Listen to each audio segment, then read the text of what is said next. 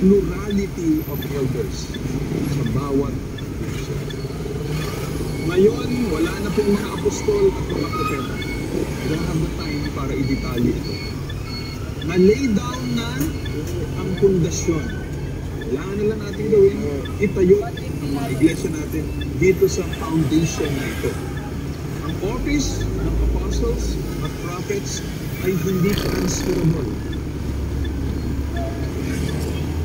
Ito yung implication of statement ni Paul kung sinabi niya sa 1 Corinthians chapter 15 verse 8.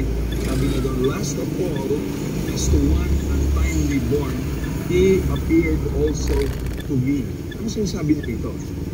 Nasabi niya, huli sa lahat, ako, nagpakita ang Panginoong Isus sa akin. Anong ibig sabihin doon?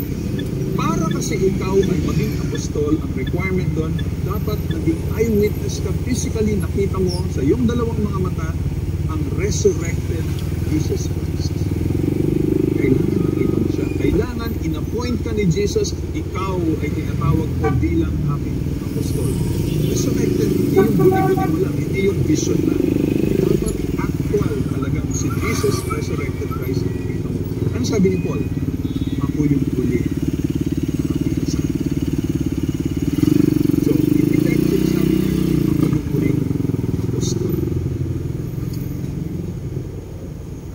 Nung nakumpleto ang New Testament, wala na rin yung offices ng apostles and prophets. Hindi na kinakailangan.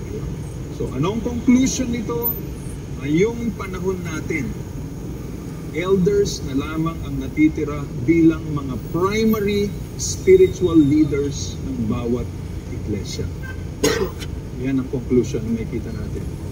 Okay, now, gusto kong i-draw yung inyong attention ngayon dito sa sinasabi ng Bible, sino ba ang mga elders at ano ba ang dapat na ginagawa nila? At tututukan ko ang Acts chapter 20 verses 17 to 35 na magiging basis ng pag-aaral natin. Okay, so tinitingnan natin ngayon the nature and responsibilities ng mga elders na nakalagay sa Acts chapter 20. Now, dito sa Acts 20 verses 17 up to 35, mababasa natin yung huling paalam ni Pablo para sa mga elders ng Ephesus. Ito yung background ng speech na yon na nakalagay sa Acts 20. Atras natin na isang chapter, Acts 19, makikita natin si Pablo unang dumating sa Ephesus noong kanyang second missionary journey. Ang Ephesus nung panahon na yon ay isang napaka-importante culturally and economically bilang sentro ng Roman Empire. Dito ang tahanan ng kilalang templo at ng pagan goddess na si Diana, yung tawag nila sa kanya. Now, kahit na nung pumunta si Pablo doon, ang daming kumukontra sa kanya. In fact, nagkaroon pa ng riot dahil sa kanyang ginagawa. So, ano nangyari? Kahit na merong ganong klaseng persecution na natanggap si Pablo, nakapagtayo sila ng isang iglesia doon. Ang nakagather, merong mga believers, and they formed them into a community, isang church. So, nagpatuloy ang ministry ni Pablo doon for 3 more years, and sa tingin ko lang, no, kahit na walang nakalagay doon na si Pablo ay nag-appoint ng mga elders sa Church of Ephesus, sa palagay ko, ginawa niya yun.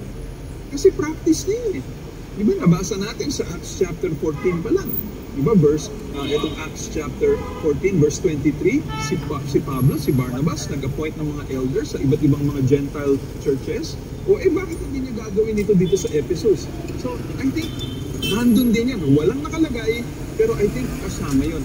At sila, yung mga pinatawag ni Pablo nung siya ay dumaan sa Miletus, plano niyang pumunta ng Jerusalem, pero hindi na niya plano magtagal dun sa area na yun. So pinatawag niya yung mga elders mula sa Ephesus na imbis na siya yung pumunta dun sa Ephesus, sila ang pumunta sa kanya nung siya ay nasa Miletus. So yun yung konteksto nitong Acts 20 verses 17 up to 35. Ngayon, sagutin natin yung unang punto. Who elders are? Sino ba itong mga elders na to? Ano ba itong kanilang ginagawa? Number 1, Elders are overseers and pastors of local churches. Pansin niyo, gumagamit ako ng mga terms na elder, overseer, pastor. Kasi yung tatlong term na yun, interchangeable yan eh. Pwede mo pagbali-balik ta rin. Tingnan niyo ang Acts 20, verse 17.